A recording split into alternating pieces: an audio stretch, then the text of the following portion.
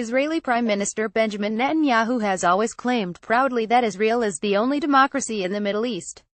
On Thursday, he decided to educate diplomats, academics, and journalists about the limits of freedom of speech in his democratic country. However, he failed miserably, without a hint of irony, when his flawed democratic credentials led him to ban Al Jazeera's Jerusalem correspondent, Walid Al-Amari, from the freedom of speech event.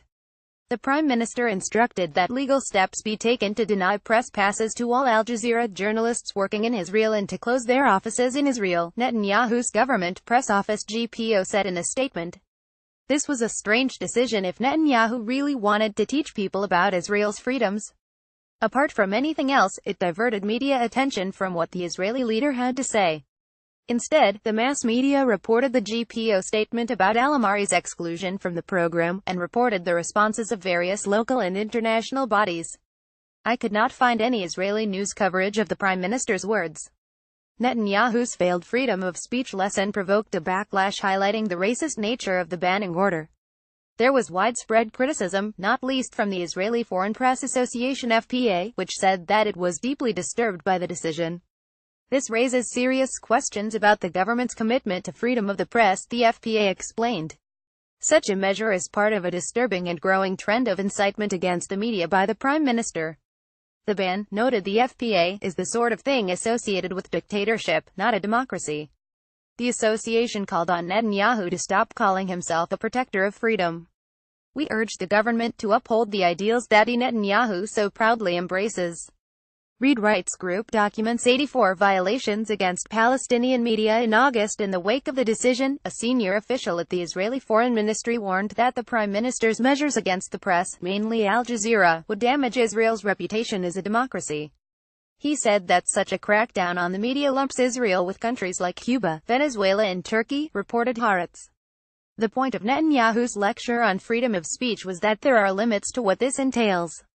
His session was titled, Limits of Free Expression: The Dilemma Between National Security and Freedom of the Press, Al Jazeera as a Case Study. He wanted to point out that the Israeli occupation and violations against the Palestinians do not contradict with cracking down on the freedom of the press.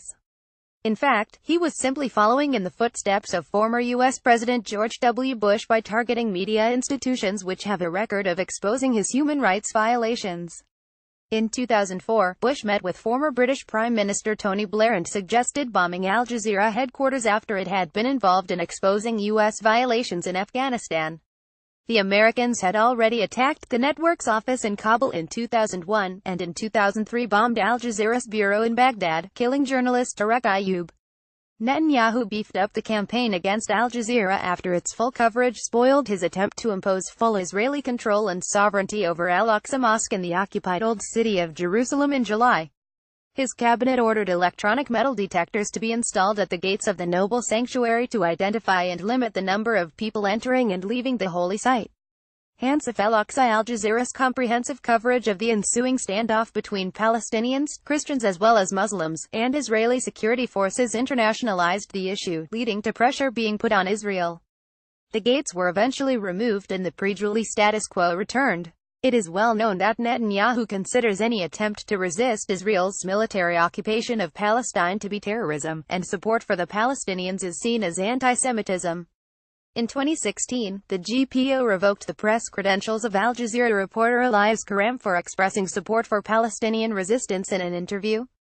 Thus, Israel under Netanyahu has formed in this sort of crackdown. Anyone and anything supporting the Palestinians is a legitimate target in the Israeli leader's eyes.